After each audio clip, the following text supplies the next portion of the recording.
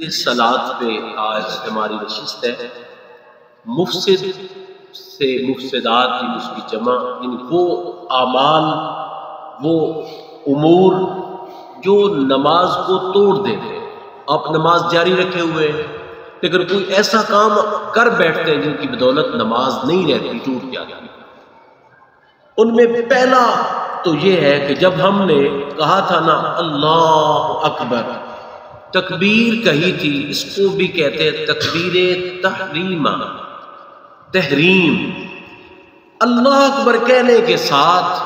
ہم نے اپنے اوپر ہر اس کام کو حرام کر دیا کہ جو ہم بیرون نماز کر رہے ہوتے ہیں۔ بیرون نماز ہم آپس میں کلام کر رہے ہوتے ہیں، بیرون نماز کھانا پینا کر رہے ہوتے ہیں، بیرون نماز بہت سارے ایسے اعمال کر رہے ہوتے ہیں، لیکن جو ہی ہم نے اللہ اکبر کہا تو ایک ایسی پابندی ہم نے اپنے اوپر لگا لی کہ ہر قسم کے ایسے نامناسب عمل کو جو اب نماز میں صحیح نہیں ہے، ہم نے اپنے اوپر اس کو حرام کر دیا۔ لہذا پہلی چیز جو ہے وہ ہے نماز میں کسی بھی قسم کا کلام کرنا۔ کوئی آپ نماز پڑھ رہے تھے، کوئی بندہ آیا، اس نے کسی ساتھی کو کہا السلام علیکم، تو آپ نماز میں تھے تو کہہ بیٹھے وعلیکم السلام۔ اسی طریقے سے کسی کو چھینک آ گئی، اس نے کہا الحمدللہ، آپ نے نماز میں کہہ دیا یرحمک اللہ۔ حالانکہ بیرون نماز یہ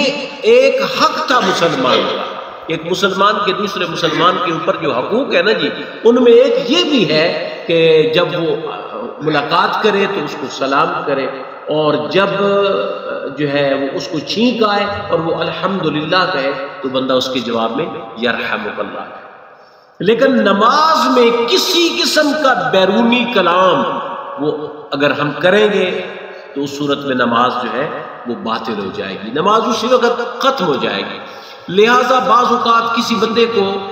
ایسی چھینک آ رہی ہوتی ہے یا جمائی آ رہی ہوتی ہے اور اس میں کئی الفاظ بن رہے ہوتے ہیں، کر رہے ہیں کہ الفاظ بن رہے ہوتے ہیں، چھینک کی صورت میں کوئی ایسے کلمات بنتے ہیں، تو لہٰذا کوشش کریں حتی المقدور ان چیزوں کو کم سے کم کریں۔ لیکن اگر جمائی کی صورت میں ایسے کلمات جنم لے رہے ہیں تو وہ بھی نماز کے لیے صحیح نہیں ہے۔ تو لہٰذا آقا کریم صلی اللہ علیہ وسلم کے ایک صحابی حضرت زید بن ارقم سے روایت ہے کہ امرنا بالسکوت،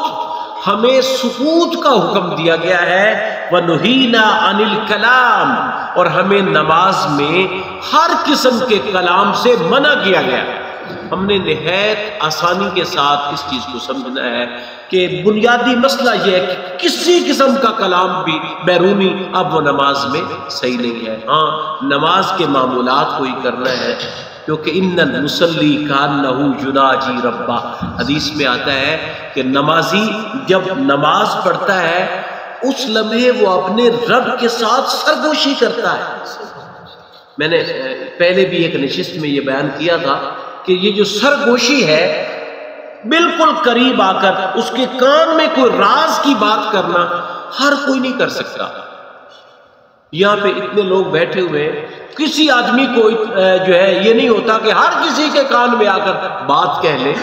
تو بہت بڑے بزرگوں میں کوئی بیٹھا ہے تو ہر کوئی اس کے کان میں سرگوشی نہیں کر سکتا۔ ہاں بعض اس کے مقرب ہوتے ہیں، خلفاء ہوتے ہیں، اس کے عقیدت مندوں میں سے خاص چند بندے ہوتے ہیں جن کو یہ موقع ملتا ہے، باقی لوگ بھی انہی کو کہتے ہیں یار صاحب کو یہ پیغام تو دے دے، حضرت کو یہ بات تو بتا دے۔ کوئی بہت بڑا عہدیدار بیٹھا ہوا ہے، اب اس کی رعیت میں یا اس کا ذمہ دار آدمی ہے، اس کی رعایا میں ہر شخص اس قابل نہیں ہے نا جی آئے اس کے کان میں آ کر کوئی جناب علی باتیں کر سکے۔ لیکن یہ کتنے شرف کی بات ہے کہ ہر نمازی جب نماز میں آتا ہے وہ اللہ کے ساتھ سرگوشی کر رہا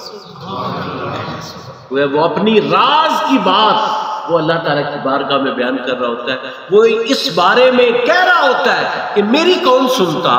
میں تو ایسا بندہ ہوں کہ کوئی آدمی مجھے سرگوشی کا موقع ہی نہیں دے سکتا، میں اس لیول کا انسان ہوں، لیکن میرا رب جو سب سے عظیم ہے، جو سب سے اعلیٰ ہے، وہ کتنا کریم ہے کہ مجھ جیسے کو موقع دیتا ہے کہ میرے ساتھ آ کر سرگوشی کرتا ہے۔